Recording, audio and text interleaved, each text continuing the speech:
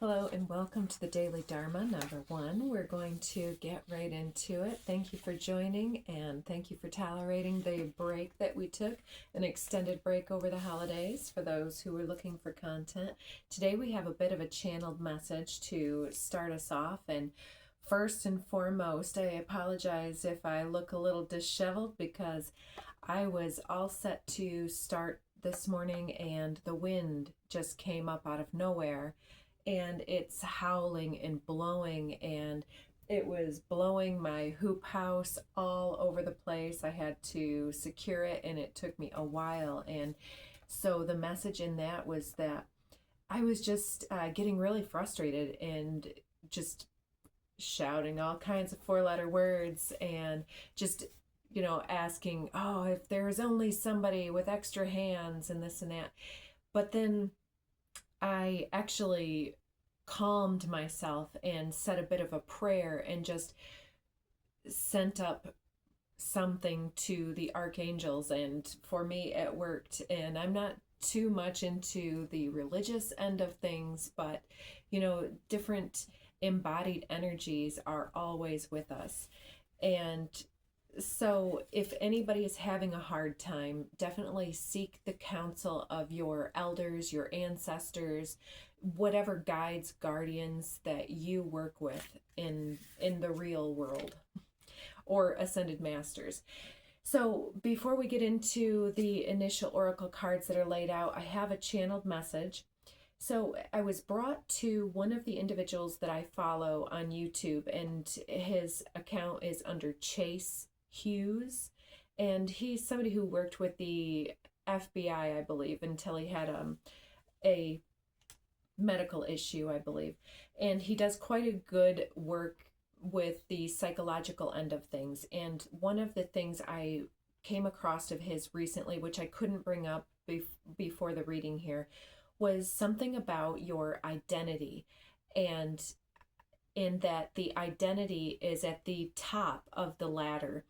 And when we're looking to set goals or to go out and accomplish anything throughout each day of our lives, we're looking to challenge outcomes and overcome outcomes. And there are very, very many individuals out here that will talk about the pursuit of legacy. I'm one of them.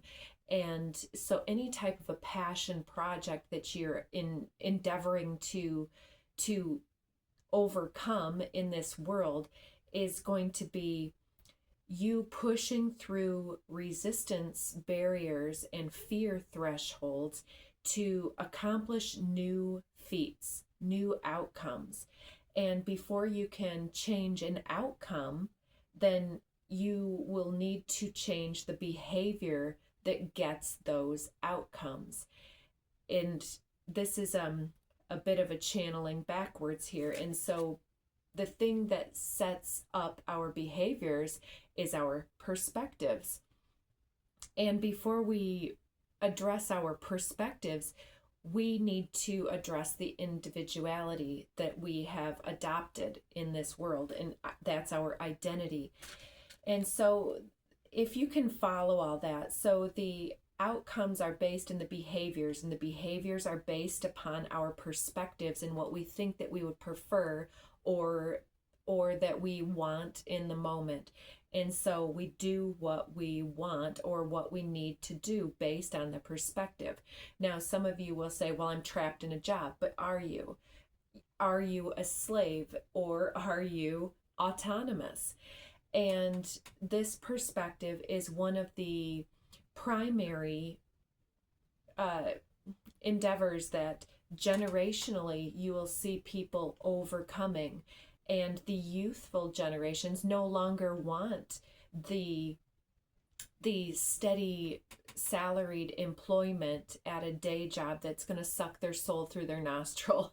And the older generations are mired in the gotta get a paycheck, gotta set up the infrastructure and the corporatology to bring it back to us and create a better world for everybody through industry. And the younger generations are more industrious unto themselves because they have seen a different world.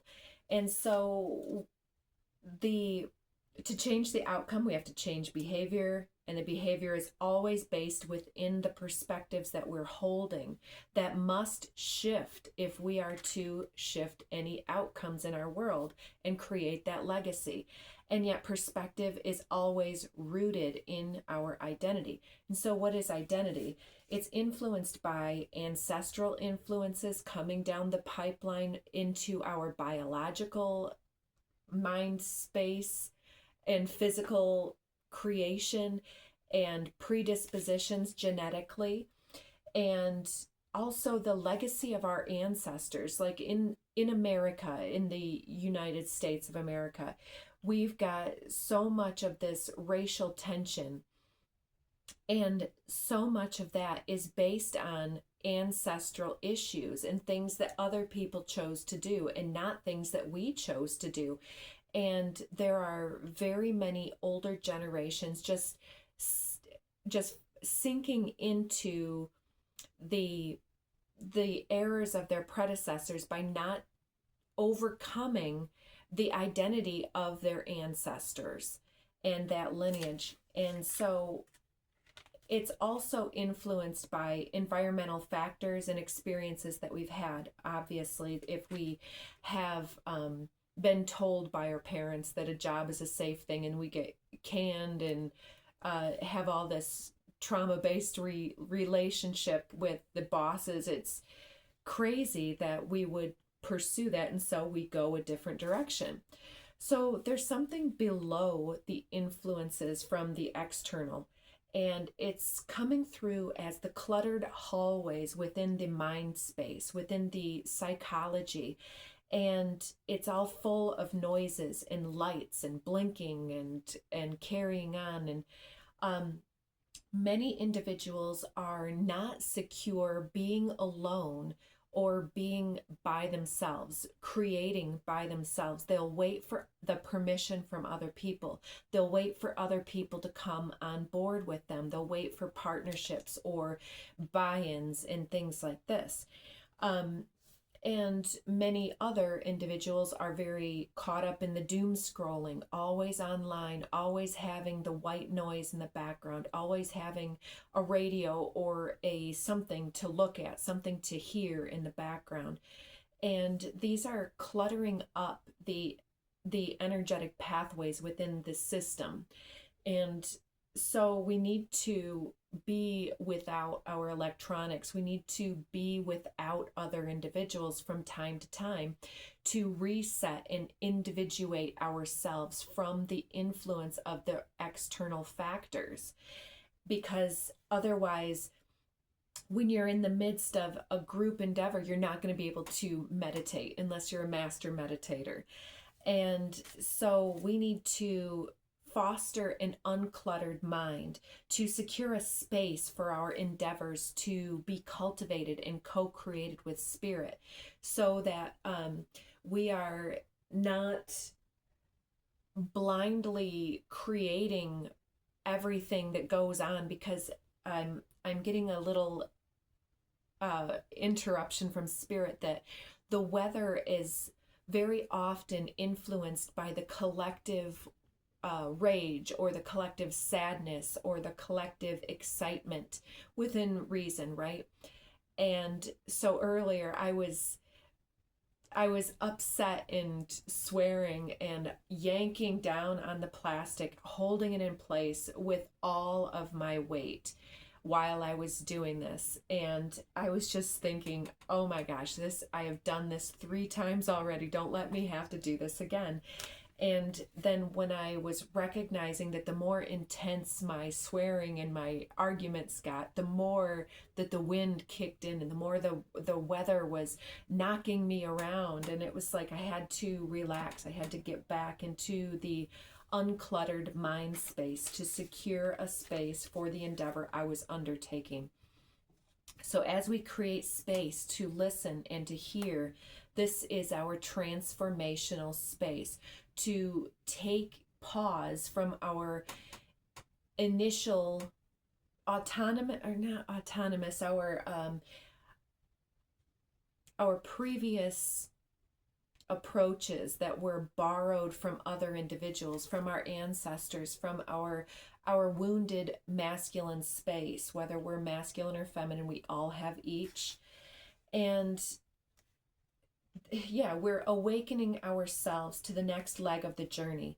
It's like we woke up changed and ready, no longer falsely influenced by these outside factors to such an extent that we were before.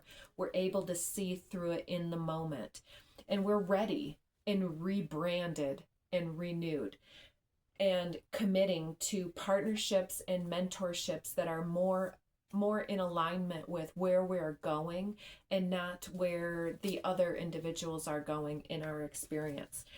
So in closing with the with the channeled messages, I've gotten that many of us have recently experienced things where we have set things up and fallen down, and set things up and then fallen down, or set things up and then things don't come through the way that we anticipate, or we have a relationship and it falls apart and we have to restart and restart and restart. So I'm getting somebody that feels as though they have fallen on their face like 7 times and then gotten back up 8 times because of your divine self-motivation.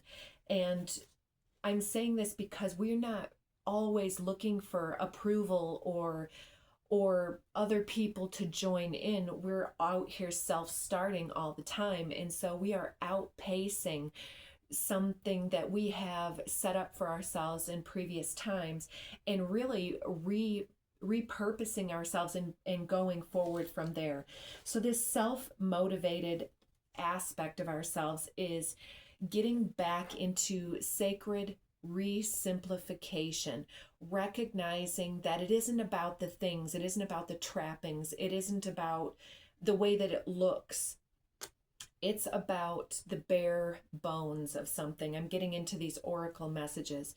It's the feminine within, the hurt feelings or the falling on the face and the ego being bruised is that wounded masculine, and the feminine needs to nourish ourselves correctly in that moment. And it says, everybody slips, everybody falls. Let's get back up and realign with what the factors are in the environment and where I am standing within the environment, and go straight forward again. So yeah, the wounded masculine tends to compete and to jostle and get into position apart from others.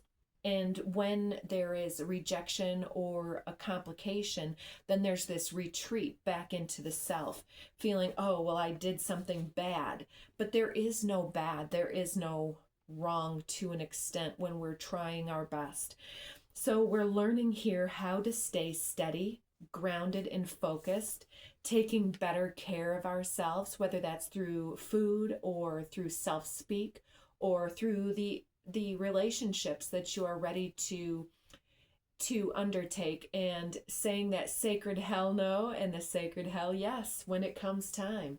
Because let's say that you're having an undertaking that you're doing for money and people keep coming without money, then raise your rates. Obviously, you're attracting people that don't have enough to pay for it, so raise your rates.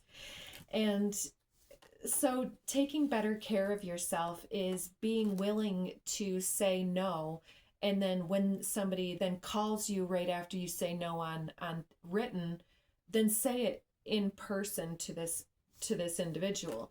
Leave that poverty consciousness behind you. If it's a no, then it's a no. And then the abundance mindset can come through into true alignment to your sacred divine blueprint. So let's get into these cards. So we started off with, under the deck, we've got this Ezem card from the this deck here, and you can see she's got this orange slice within this belly area that's exposed, and it's like putting yourself out there, and those ego deaths that we have to go through when we are putting ourselves out there and then slipping and falling on our face. It's like it's giving that there's a better way to go about this. And the three that came out were, I love saying this one, not Bunavesvari, Sacred Piercing, and Nagpa. And Nagpa is where I got the bare bones from. And it's about, so let me take these in order. So this one here is about re-envisioning and going from this poverty mindset into an abundance mindset.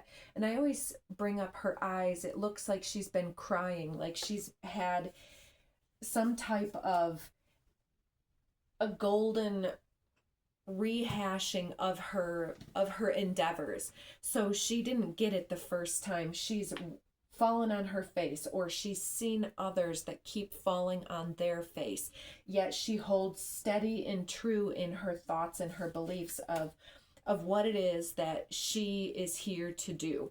She or he, you. The Sacred Piercing is about the divine masculine coming into the equation and saying, no, this is what sticks with me. This is what I'm trying to do at the end of the day. I'm trying to simplify my life so that I don't have to work so hard, and simplify my subscription log so that I don't have to pay so much, so that I don't have to work so long, so that I can take more time for what matters, for the passion projects and for the hobbies and the relaxation that we are craving at this time. And so you've got the hummingbird on either side here as well.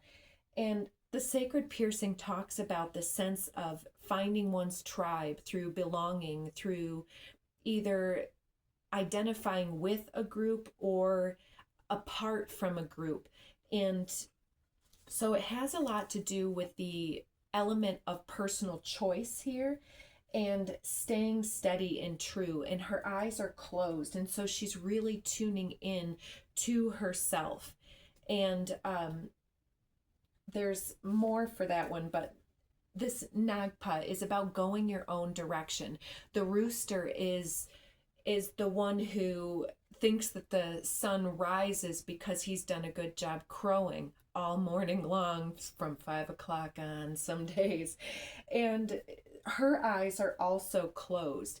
And so it's sometimes is, it's talking about following your dreams, following your true north, and knowing that the sun will rise again right on your heels. As soon as you keep going, the sun will rise.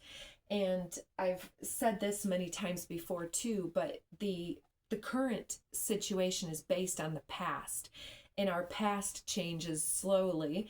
As we move into the future, we are building something new for ourselves. So as I was clearing this deck, we had Divine Feminine coming out. So I like to stop there. Underneath the deck is Consciousness, and underneath this deck over here, this is Chemistry, and Heyoka Empath below that. So yeah, something that is needing to be spoken about with truth. All right, we'll take those two. We've got Evolution.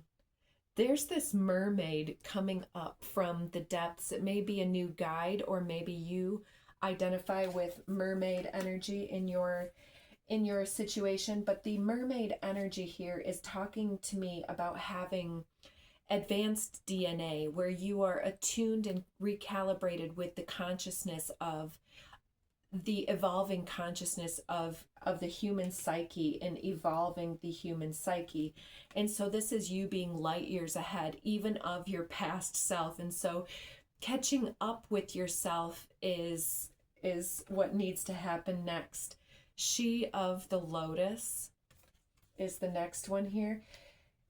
So you come in with a lot of knowledge and wisdom, and there are those that are going to either love you right off the bat and understand what you bring to the table, and then there are those that are going to be challenged, or that you are representing some type of resistance or tension with them, and they're not going to be as comfortable with you. And so through this evolutionary phase, you're going to need to communicate with other individuals. Communication comes out next.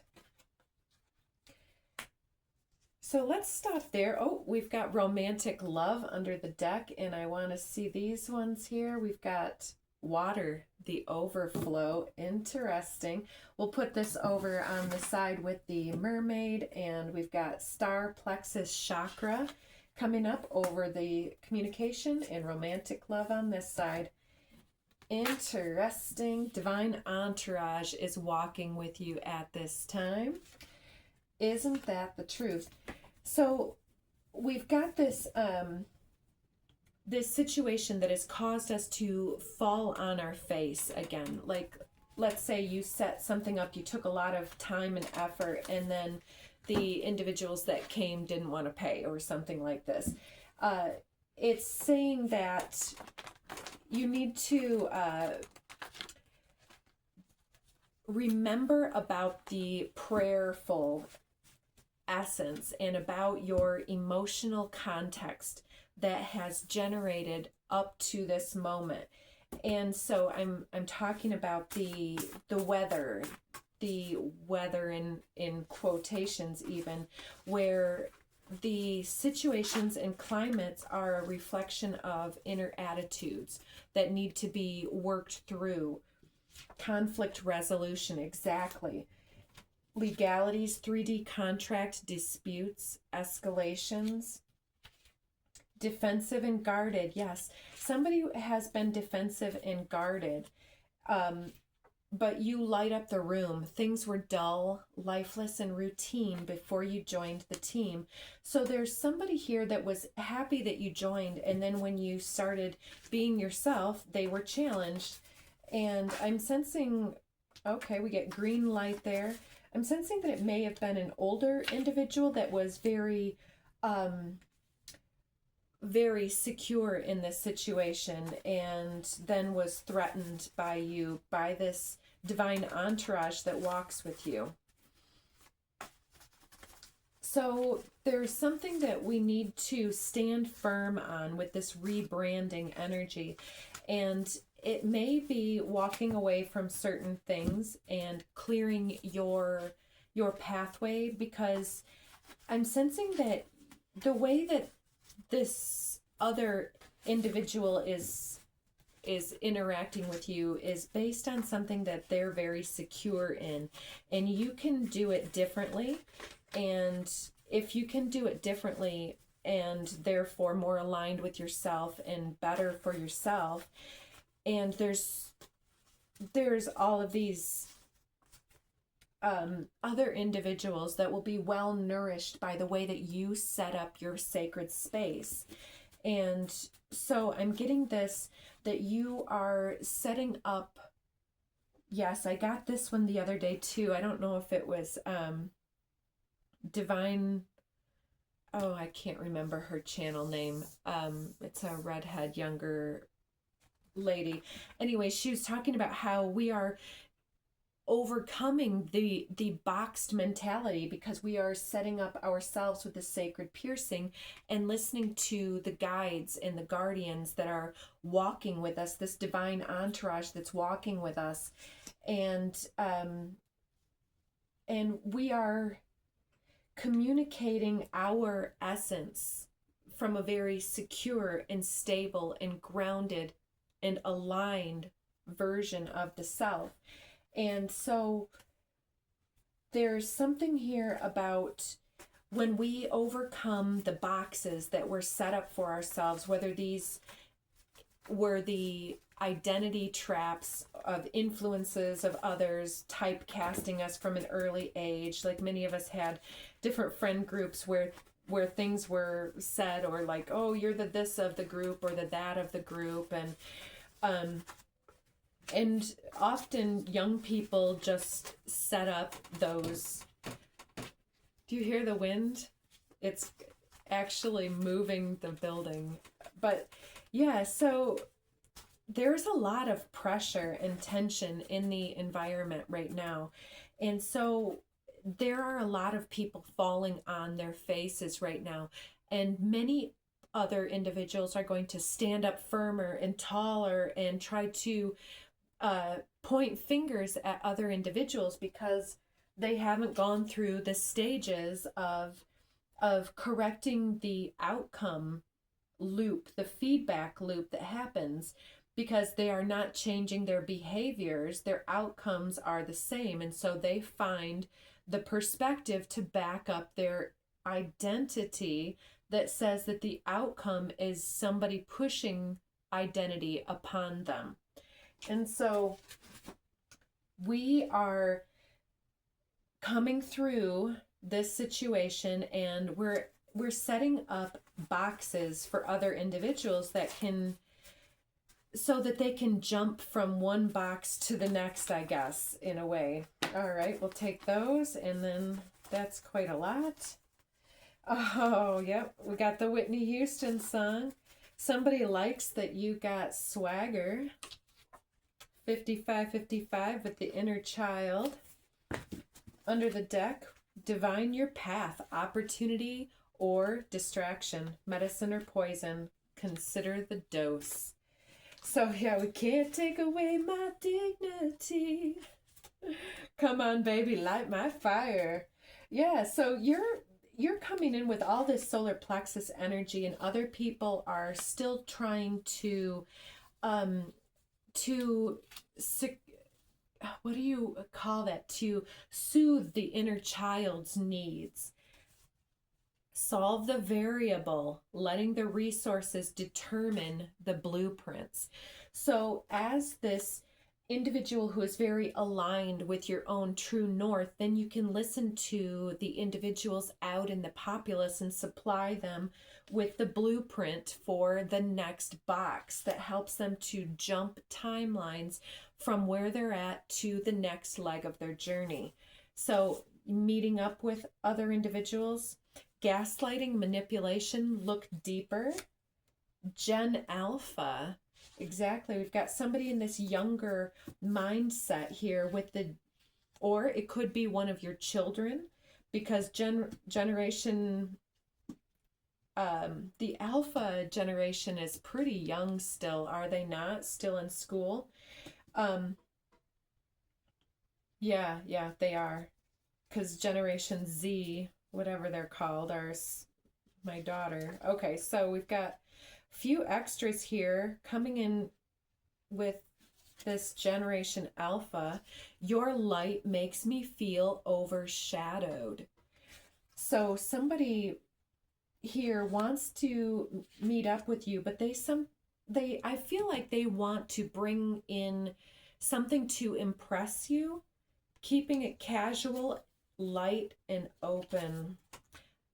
Yeah, they're feeling triggered by old trauma and self-protection.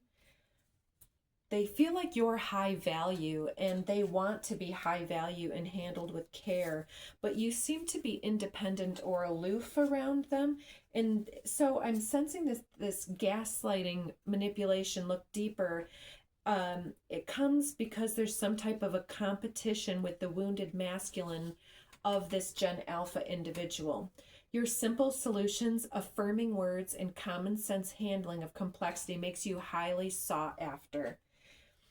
Open, activated, masculine, generosity, service, and dedication. So that's also what this Yaoyus card underneath here is about, the service that comes through. So when you're trying to connect with this individual, tread very carefully. Oh, then we get this Mary Poppins. Our daughters will adore us, and they'll sing in joyful chorus. Well done, sister suffragettes. So defining your path, your opportunities or your distractions, medicines and poison here, can come through in many different ways. So those that are challenged by you with the tension and the resistance energy are considering you to be over the top because you're that much further ahead than them, because your simple solutions are highly sought after. And so this may be somebody's daughter that is coming through, because there's this there's an appreciation that hasn't truly set in, because you are light years ahead of this consciousness overflow. And so there's something that you may need to come up for a breath of fresh air and to see the other people's perspective in a way. Oh, prosperity is below romantic love, with conception and stepping through unique gifts. Exactly. So yeah, stepping through to conceive of your prosperity through activating your unique gifts and luminescence. Reclaim your energy. So we're reclaiming this essence of self from our wounded masculine self and bringing forward something that's more resonant with more people. And so we may need to simplify our messages and come from a very unique pathway of the simple solutions, the simple rebranding messages. And sometimes I listen to other individuals that are doing readings, and they will say one thing, but they will say it 10 different ways over and over. And I'm like, how are they saying new things, but they're not anything new? And they break down the message into the constituent parts.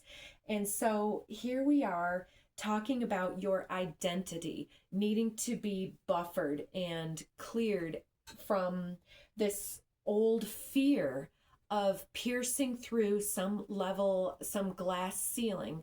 And so instead of taking it down a notch for these individuals, I think that you can take it down a notch when it's important to you, like with your daughters, your sons, your important individuals in your life that you're connecting with. And you're able to bring your unique gifts into the